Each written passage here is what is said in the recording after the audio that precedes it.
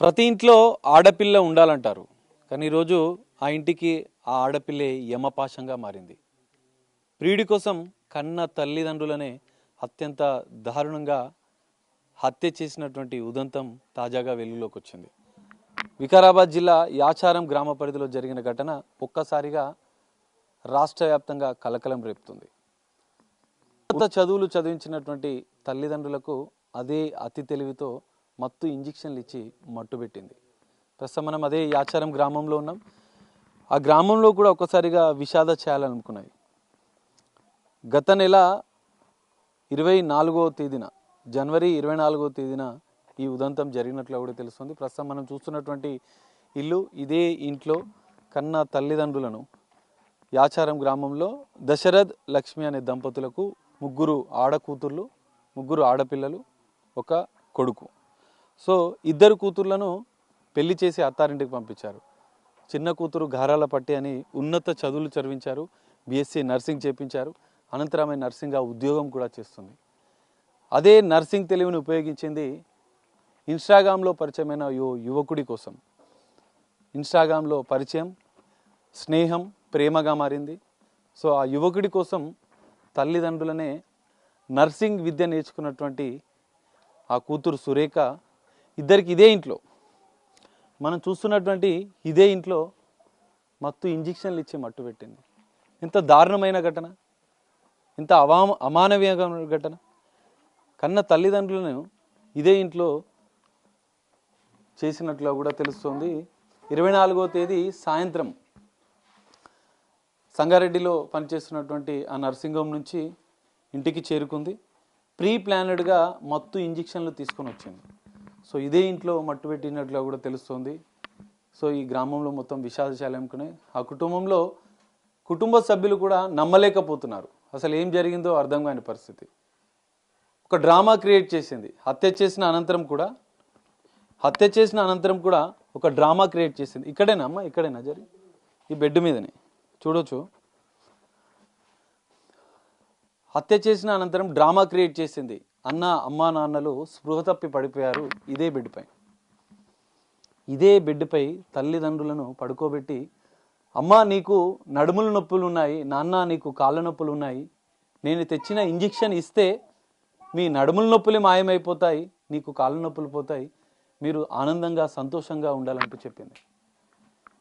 So ఇదే బెడ్పై ఆ తల్లిదండ్రులను పడుకోబెట్టి మత్తు ఇంజెక్షన్ ఇచ్చింది. ఇదే బెడ్పై ఇద్దరిని, అమ్మ నీ నడుముల నొప్పులు దూరం అవుతాయి, నన్ను ఎందుకంటే వ్యవసాయ కూలీలు వాళ్ళు రోజు కూలీ పనులు చేసుకుంటారు, వ్యవసాయం చేసుకుంటారు. ఆ కన్న తల్లిదండ్రులు ఆ కూతురుని చదివించారు. ఉన్నత చదువులు చదవాలి, నా కూతురు చదివితే మంచి పేరు వస్తుంది, మాకు కూడా గుర్తింపు వస్తుంది. కష్టం చేసి ఆ కూతుర్ని బీఎస్సీ నర్సింగ్ చేపిస్తే అదే నర్సుగా ఉన్నటువంటి కూతురు ఈరోజు ఆ తల్లిదండ్రుల ప్రాణాలు తీసిన ఉదంతం ఒక్కసారిగా అందరినీ కలిచివేస్తున్నటువంటి పరిస్థితి. ఈ బెడ్లపైనే పడుకోబెట్టి మత్తు ఇంజెక్షన్లు ఇచ్చింది, మట్టు పెట్టింది. సో ఈ కుటుంబ సభ్యులు ఉన్నారు, ఒకసారి మాట్లాడించే ప్రయత్నం చేద్దాం. అయితే ఇక్కడ మరో కీలక అంశం, వీటిని జనరల్గా ఊళ్ళలో దిగుట్లు అంటారు. ఇందులోనే ఇంజెక్షన్లను పెట్టింది. ఆ ఇంజెక్షన్ ఎంటీ సిరంజీలే ఈరోజు ఆమెని దొరకబట్టాయి. ఆ మత్తు ఇంజెక్షన్ల వల్లనే ఈరోజు దొరకబట్టింది. ఒకసారి అన్నం రమ్మన్నారు. అన్నకు ఫోన్ చేసింది. తల్లిదండ్రులు స్పృహలో లేరు అన్న, తొందరగా ఇంటికి రండి అని పిలిచింది. ఇంటికి వచ్చేసరికి ఆ తల్లిదండ్రులను విగత జీవులుగా చూసి ఆ అన్న కుప్పకూలిపోయాడు. అప్పటికీ డ్రామా క్రియేట్ చేస్తున్నటువంటి సురేఖ మాయ మాటల్ని నమ్మలేకపోయాడు, అంటే గుర్తించలేకపోయాడు. ఒకసారిగా తల్లిదండ్రులు ఇంట్లో విగత జీవులుగా కనబడంతో ఆ కొడుకు కన్నీరు మున్నీరుగా రోధిస్తూ డౌట్తో పోలీసులకు ఫిర్యాదు చేశాడు. నెక్స్ట్ డే ఈ ఉదంతం అంతా వచ్చింది అని ఒక్కసారి లోపల. సో వాళ్ళ అన్న ఉన్నాడు, సురేఖ అన్న, ముగ్గురు కూతుర్లు అయితే ఒక కొడుకు. స్థానికంగా బాటారం గ్రామంలో బట్టల షాప్ నిర్వహిస్తున్నాడు. ఒకసారి మాట్లాడదాం, కొంచెం జరగదు అని. సార్ చెప్పండి, అసలు ఆ రోజు మీకు ఫస్ట్ ఎవరు ఫోన్ చేశారు, అసలు ఏం జరిగింది? మా నాన్న ఫోన్తో కాల్ వచ్చింది, చెల్లి చేసింది. ఓకే. చెల్లి చేస్తే ఏమైందిరా అంటే, ఏమైందిరా అంటే ఏం లే అది స్కూల్ తప్పి పడిపోయారన్నా నీ తొందర రావా అంటే సరే వస్తా ఏమని చెప్పి నార్మల్గానే అన్న నార్మల్గా కడుపు నొప్పి లేచింది వస్తున్నా లేరా అంటే అలా ఏం కాదులేదన్న తొందరగా ఇద్దరు పడిపోయారన్నా అని లోపల వచ్చేసిన 11 అంటే అదే టోన్తో చెప్పిందా మీకు ఏమైనా డౌట్ వచ్చిందా ఆమె చెప్పేటప్పుడు? ఏం డౌట్ రాలేదు. అంటే రెగ్యులర్గా మాట్లాడేటప్పుడు రెగ్యులర్గా ఇలా మాట్లాడి ఇట్లా స్కూల్ సరిపోయిందా తొందరగా రా అని చెప్పింది అంతే. ఇక వచ్చేసిన అంతే. వచ్చే లోపల 2 డెడ్ బాల్ ఉన్నాయి. అంటే మీరు ఇంటికి వచ్చేసరికి చనిపోయి ఉన్నారు? చనిపోయి అమ్మా నాన్న వాళ్ళు? ఇద్దరు చనిపోయి. అప్పుడు ఏమని చెప్పింది మీ చెల్లి? అసలు ఎట్లా పరిస్థితి ఎట్లా ఉండే ఇంట్లో? ఫస్ట్ నాన్న పడిపోయిండు, చూసి అమ్మ పడిపోయిందని చెప్పింది అంతే తప్ప వేరే ఏం చెప్పలేదు. తర్వాత ఏం చేశారు మీరు? అంటే ఏం చేయలే, కాక వాళ్ళందరూ వచ్చి ఇక్కడ పండుగ పెట్టిర్రు, అందరం మెరుచుకుంటున్నాం. అంటే మా చెల్లి మీద ఎలాంటి డౌట్ లేకుండా మాకు ఇట్లా లవర్ అని తెలియదు మాకు, ఇట్లా ఇంజక్షన్ ఇస్తాను కూడా డౌట్ లేకుండా. ఎందుకంటే ఇన్స్టాగ్రామ్లో పరిచయమైన ఒక వ్యక్తి కోసం, ఒక ప్రియుడి కోసమే తల్లిదండ్రులను హత్య చేసిందని పోలీసులు చెప్తున్నారు. మీకు ఆ విషయం ముందే ఏమన్నా తెలుసా? ప్రేమ వ్యవహారం కానీ ఇవంతా? నాకు అలాంటివి ఏం తెలియదు. ఇన్స్టాగ్రామ్ అనేది నిన్నటి నుంచే వైరల్ అవుతుంది అంతే. ఇప్పటివరకు పోలీసులు కూడా నాకైతే ఇన్ఫర్మేషన్ ఏమి ఇవ్వలేదు, గిట్లా అయ్యింది గిట్లా ఏం చెప్పట్లేదు. లవర్స్ ఉంటే లవర్స్ పేరు అన్న బయట పెట్టవచ్చు కదా, లవర్ కోసమే చంపిందని బయట పెట్టాలి కదా, అది కూడా పెడతలేరు వాళ్ళు. మరి వీళ్ళు ఏమన్నా చేసిర్రో అర్థం కావట్లేదు. అంటే ఈ అమ్మా నాన్న వాళ్ళకి కానీ లేకపోతే అన్నగా మీకు కానీ, అన్న నేను ఒకరిని ప్రేమిస్తున్నాను లేకపోతే పెళ్లి చేసుకోవాలనుకుంటున్నానని ఇంట్లో వాళ్ళకి ఏమైనా చెప్పిందా? ఆ విషయంలో ఒప్పుకోకపోవడం వల్లనే ఇది జరిగిందని కొంత అంటున్నారు. అది అలాంటి ఇప్పటి వరకు అయితే ఏం రాలేదు సార్. అంటే మీ చెల్లి సురేఖ ఎవరైనా లవ్ చేసినట్టు ఏమన్నా తెలియదు. మీ అమ్మ నాన్న వాళ్ళకు కూడా? మన అమ్మ నాన్న కూడా తెలియదు. తెలిస్తే మా ఇంట్లో చెప్పుకుంటాం, అందరం చెప్పుకుంటాం. అవును, కొడుకుగా మీకు కూడా షేర్ చేస్తుండే. ఆమె వచ్చింది తెలియదు నాకు, ఇంటికి వచ్చింది తెలియదు. నార్మల్గా ఇట్లా వస్తుంది అలా వెళ్ళిపోతుండే. అసలు ఎక్కడ ఏం జాబ్ చేస్తుంది మీ చెల్లి? నర్సింగ్ చేస్తుంది సార్, హాస్పిటల్ అంతా నాకు ఐడియా వస్తుంది. ఇది శాస్త్ర. Okay okay. అంటే రెగ్యులర్గా వస్తుంటుందా ఇంటికి? నార్మల్గా ఎప్పుడన్నా ఒకసారి ఇట్లా వచ్చి చూసిపోతుండే. మాకు అంత ఏం పట్టించుకోకుండా అనమాట. ఫోన్ మాట్లాడుతుండే, ఇప్పుడు పండుగకి వస్తుండే. ఈసారి సంక్రాంతికి రాలేకపోయింది. ఈ లవ్ అనేది క్రియేట్ అవుతుంది, పెళ్లి చూపులు నెక్స్ట్ డేనే ఉన్నాయి, వీళ్ళని మనం ఒప్పుకోకపోవడం వల్ల ఇంజక్షన్ ఇచ్చి చంపింది అన్నీ క్రియేట్ చేస్తుంది. పిల్లగానికి ఏం సంబంధం లేదు అని అంటే పిల్లగాని కోసం ఇక చంపింది. పిల్లగాని ఏమైతే ఉండాలి కదా, వాళ్ళని కూడా జైలుకి వెళ్ళాలి కదా, వాళ్ళు వెళ్ళకుండా వాళ్ళని తప్పించేసి ఈమె ఒకదాన్ని తీసుకు. అసలు మీరేమనుకుంటున్నారు మరి? ఎందుకంటే మీ చెల్లి కన్న తల్లిదండ్రులనే మత్తు ఇంజక్షన్లు ఇచ్చి ఎందుకు చంపాలనుకుంది అంటే మీరేం చెప్తారు? మాకే అర్థం కావట్లేదు. అలా డౌట్ అనేది ఇంజక్షన్ అనేది డౌట్ ఇప్పటి వరకు రాలేదు. అంటే ఇంట్లో పోలీసులు సిరంజీలు, ఎంటీ సిరంజీలు స్వాధీనం చేసుకురంట, అవి మీరు అబ్జర్వ్ చేసిరా? చేయలే. దొరికా? ఎప్పటికీ తెచ్చి ఇస్తుండే కదా, జ్వరం వచ్చిన బాడీ పెయిన్స్ అని తెచ్చిస్తుండే. ఓకే, ఇంతకుముందు రెగ్యులర్గా బాడీ పెయిన్స్ కాబట్టి అందుకోసం మేము కూడా అందుకోసమే డౌట్ వాళ్ళేం. అయితే రెగ్యులర్గా నొప్పులకు ఇంజక్షన్లు ఇస్తుంది, కానీ ఈసారి మత్తు ఇచ్చింది. గమనించలేదు. ఎందుకంటే కన్న కూతురు తెలియదు అట్లా, ఫస్ట్ టైం కదా. ఎక్కడన్నా చూసి అటు వాళ్ళకి తెలిసినంటే అదే ఇట్లా కూతురు చేస్తా అని తెలుస్తుండే. ఏడా చూడలేరు కదా, ఇటువంటి సంఘటన జరగలేదు, చూడలేరు వాళ్ళు. మళ్ళీ న్యూస్ ఏం చూడరు, చైన్ కూతురు వచ్చి ఇంటికి అనుకుంటారు అంతే. పొలం పనులు అంతే, బయట ప్రపంచం అనేది సంబంధం లేదు. కానీ ఇంత దారుణమన్న తల్లిదండ్రులను అంటే కన్న కూతురు చంపింది అంటే అసలు నమ్మలేని విషయం. అది అసలు నమ్మలేకపోతున్నా. ఘోరం సార్ అది. ఎట్లా మరి మీ చెల్లి ఎందుకు ఇట్లా మారింది? ఇలా మారింది ఇప్పుడు అబ్బాయి కోసం మారింది కదా సార్. అలా అబ్బాయిని కూడా జైలుకి వెళ్ళాలి కదా.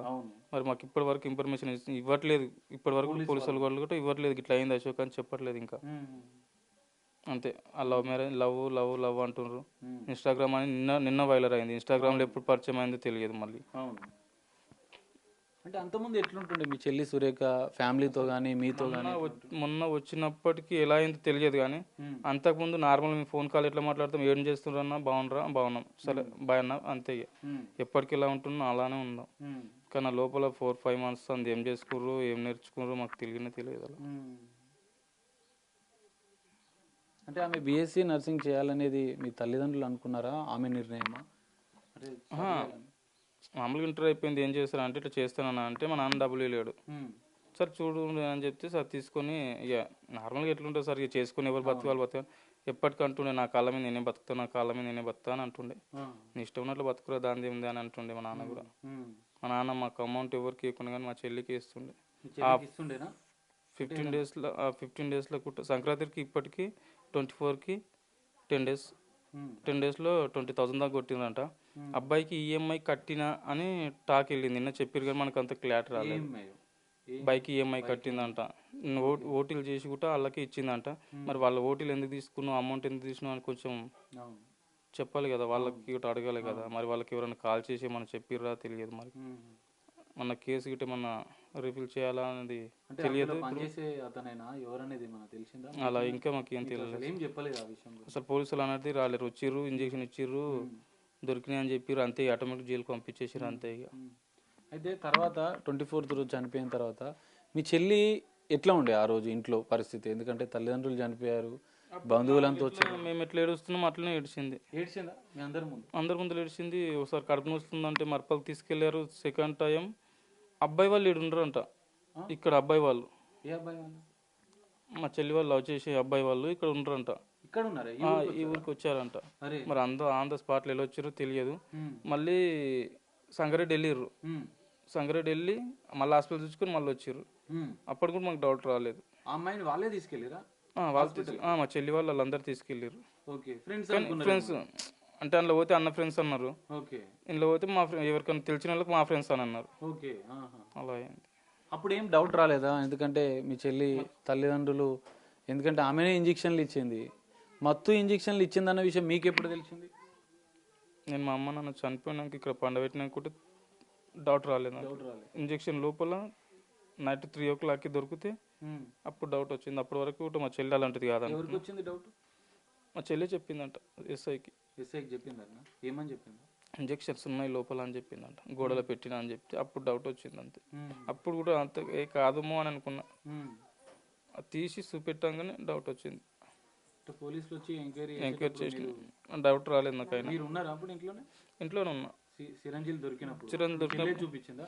ఇక్కడ కూర్చున్నా, చెల్లి చూపెట్టలే. పోలీస్ స్టేషన్ పక్కన ఏడుస్తుండే.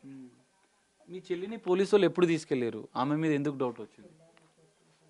సిరంజిలు దొరికినాక ఎందుకు తీసినావు అంటే ఎవరు ఉండరు అంటే చెల్లె ఉండాను అన్నది.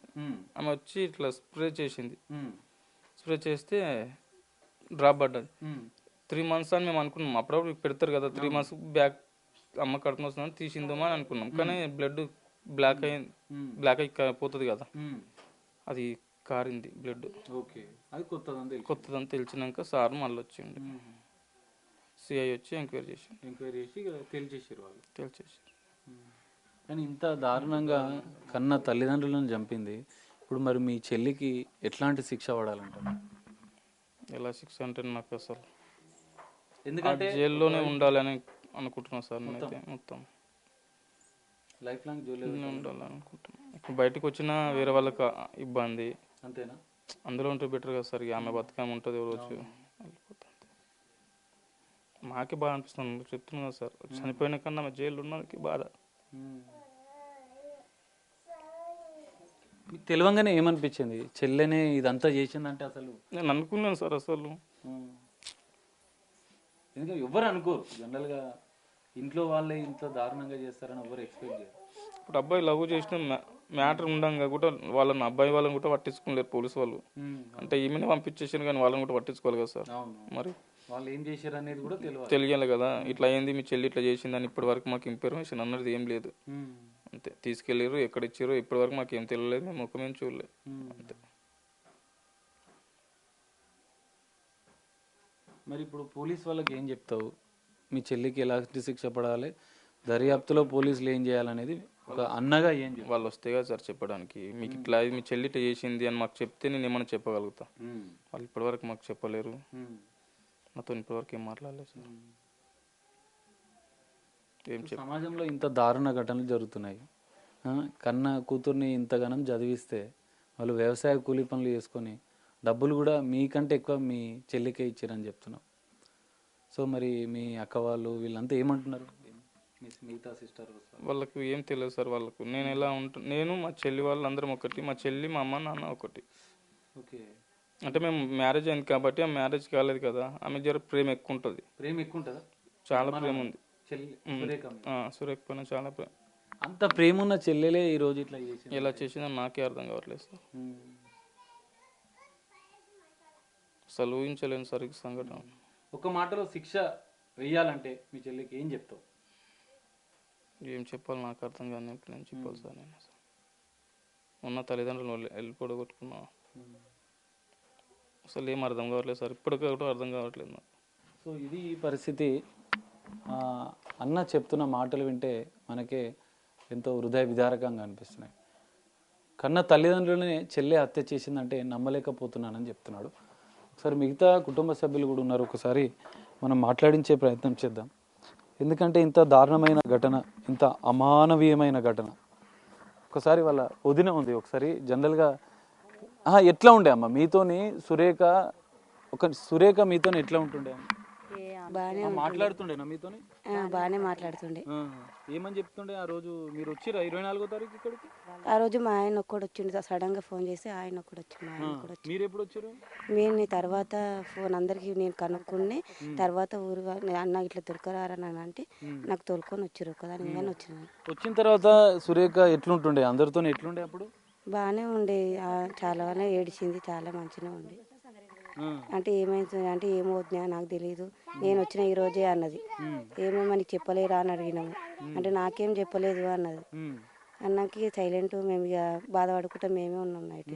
అంటే అప్పుడు అందరి ముందు ఏడ్చిందా మరి అందరితో? ఎందుకంటే తల్లిదండ్రులు చనిపోతే బాధ ఉంటది. ఏడ్చింది, మంచిగా ఏడ్చింది, బాధపడ్డది. మళ్ళా తెల్లారి నాకు ఆ రోజు నైటు కళ్ళు తిరుగుతున్నాయని చెప్పేసింది. కళ్ళు తిరుగుతున్నాయి చెప్తే ఏమన్నా అయ్యిందేమో అనుకొని మళ్ళా హాస్పిటల్ వెళ్ళాం. తొలకపోయారు ఆ పిల్లకు, కడుపు నొప్పి లేస్తుండే అప్పుడప్పుడు. కడుపు నొప్పి లేస్తుందని చెప్తే తొలకపోయి వచ్చిర్రు. వచ్చినాక మంచి ఆ టాబ్లెట్ వేసుకుంది, మంచిగా ఉండే. ఆ రోజు చెక్ చేసిర్రు మొత్తము. చెక్ చేస్తే అవి సిరంజీలు దొరికిండే సార్, ఎట్లా దొరికినాయో ఏమో. మేము సిరంజీలు దొరికినా కానీ అప్పుడప్పుడు ఇచ్చుకుంటారు కదా, పడేయలేదేమో, అత్తమ్మ చేనుకోతుంది కదా, వెళ్తుంది కదా, మర్చిపోయి పడేయలేదేమో అని మేము అనుకున్నాం. ఆ పిల్ల మీద డౌట్ వల్లే మేము పడలేము. కన్నా తల్లిదండ్రులు మీ ఆడబిడ్డ ఇంత దారుణంగా హత్య చేసింది, ఎట్లా మరి శిక్ష పడాలి? ఏం తెలియకొచ్చింది కదా సార్, అందులో ఉంచాలి. మళ్ళీ వచ్చి మాకేమన్నా చేసి ప్రాబ్లం కాదు, భయం అవుతుంది మాకు. ప్రాబ్లం కూడా భయం అవుతుందా? మరి లవ్ అంటున్నారు, ఇవంతా అంటున్నారు, ఇవన్నీ తెలుసా? తెలీదు, ఎవరికి తెలియదు. సరేంజీలు దొరికితే కానీ నమ్మలేకుంటుంది కానీ మళ్ళీ ఈడగాని చెప్పలేదు. ఇచ్చినని చెప్తే అయిపోతుండ. అన్న వాళ్ళు అడిగిర్రు, అందరు ఊరి వాళ్ళు అడిగిర్రు, తెలీదు నాకు అని చెప్పింది. అందరు అడిగిర్రు. ఎవరు ఉండరు అంటే చిన్న బిడ్డ ఉంది అన్నప్పుడు అడగరా? అడుగుతారు. మేము ఉంటే మాలా అడుగుతారు. డౌట్ వచ్చింది, మరి అమ్మకేమైంది నాన్నకేమైంది అన్నారు. చెప్పలేదు పిల్ల. చెప్పక వాళ్ళు ఏమైందో ఏమో పోలీసు వాళ్ళు దొరకపోయారు. ఇద్దరిని దొరకపోయారు, వాళ్ళ అన్న దొరకపోయారు, ఆమె దొరకపోయారు. అన్న అని అడిగిండంట, చెల్లి చెప్పు చెల్లి ఏమన్నా, నువ్వు చెప్పు చెల్లి అన్నాడంట. నాకు తెలియదన్నా అన్నదంట. మళ్ళీ నీకు వచ్చినాక మరి ఏం చెప్పిందో, ఇంజక్షన్ ఎట్లా ఇచ్చినాడని చెప్పలేదంట అసలు. చాలా తర్వాత ఇంజక్షన్ ఇచ్చినా అని చెప్పిందంట. ఏం ఇంజక్షన్ ఇచ్చినా ఆపోమంది అన్నారంట వాళ్ళు. తెమ్మన్నారంట. అట్లా బతిమలాడిరంట, చాలా బతిమలాడినా కానీ చెప్పలేదంట పాప. ఎందుకు చెప్పలేదో తెలియలేదు. చెప్పింది బతిని మార్పించుకొని మెల్లమెల్ల అన్నీ చెప్తుంది కానీ అప్పుడు చెప్పడుతుండే అన్న అడిగేటప్పుడు. డౌట్ అప్పుడే చెప్తే అయిపోతుండే కదా, ఇంతవరకు రాకుండే కదా. అన్నకి ఇట్లా తెలియక తీసిన అన్న ఏదో ఒకటి చెప్పేడుతుండే, చెప్పలేదు ఎందుకు? అదే తెలుస్తలేదు ఏమి. తర్వాత మళ్ళీ నేను చంపినని చెప్తుందంట సార్. చెప్పిందట. ఎట్లా చేసింది ఏమో మరి, సిరంజీలు దొరికిండే మళ్ళీ. సిరంజీలు దొరికినాక చెప్పినట్టుంది. మేడం వాళ్ళే చెప్తారు కదా, మేడం వాళ్ళు వచ్చి చెప్పిర్రు, మాకు తెలీదు. మేడం వాళ్ళే కదా తీసుకో, అన్ని మేడం వాళ్ళే లెంకిరు కదా, మాకైతే తెలియదు కదా. ఇల్లంతా మేడం వాళ్ళే లెంకిరు. మేము ఇంట్లో మేము పోలేము, మేము ముట్టలేము. ఏమి మా బాధలో మాకున్నాం, ఇద్దరు వేరే మా బాధలో మాకున్నది. సో ఇది పరిస్థితి మనం చూడొచ్చు. ఆ కుటుంబంలో తీవ్రని విషాదం. కన్న తల్లిదండ్రులని కన్న కూతురే హత్య చేసింది. గ్రామంలో పూర్తిగా విషాద ఛాయలు అలుముకున్నాయి. అసలు ఏం జరిగింది, ఎలా జరిగింది అనేది తెలియదు. కానీ ఆ కూతురు మత్తు ఇంజెక్షన్ ఇచ్చి చంపిన అనంతరం కూడా ఏడుస్తూ తన తల్లిదండ్రులు స్పృహ తప్పి పడిపోయారంటూ ఒక డ్రామా క్రియేట్ చేసినట్లుగా కూడా కుటుంబ సభ్యులు చెప్తున్నారు. తన చెల్లె ఇదంతా చేసిందా అంటే నాకే నమ్మలేకపోతున్నానంటూ కూడా ఆ అన్న ఎంతో హృదయ విదారకంగా చెప్తున్న దృశ్యాలు. సో నా చెల్లి తల్లిదండ్రులని హత్య చేసింది కాబట్టి తనను జీవితాంతం జైల్లోనే ఉంచాలంటూ కూడా ఆ అన్న డిమాండ్ చేస్తున్నాడు. ఇక్కడ ప్రియుడి పాత్ర పైన కూడా ఆరా తీయాలి. ప్రియుడి పాత్ర ఏముంది, ఇన్స్టాగ్రామ్లో చాట్ చేసిన వ్యక్తి ఎవరు, అతను కూడా ఈ ఊరికి వచ్చినాడు, తనని కూడా కఠినంగా శిక్షించాలంటూ కూడా ఆ కుటుంబ సభ్యులు డిమాండ్ చేస్తున్న పరిస్థితి.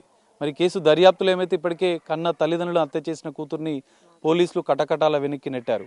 మరి పూర్తిస్థాయి దర్యాప్తులో ప్రియుడి పాత్ర ఉందా లేదా తేలుతుందా, పోలీసుల దర్యాప్తులో ఏం తేలుతుందనేది మాత్రం వేచి చూడాల్సిన పరిస్థితి.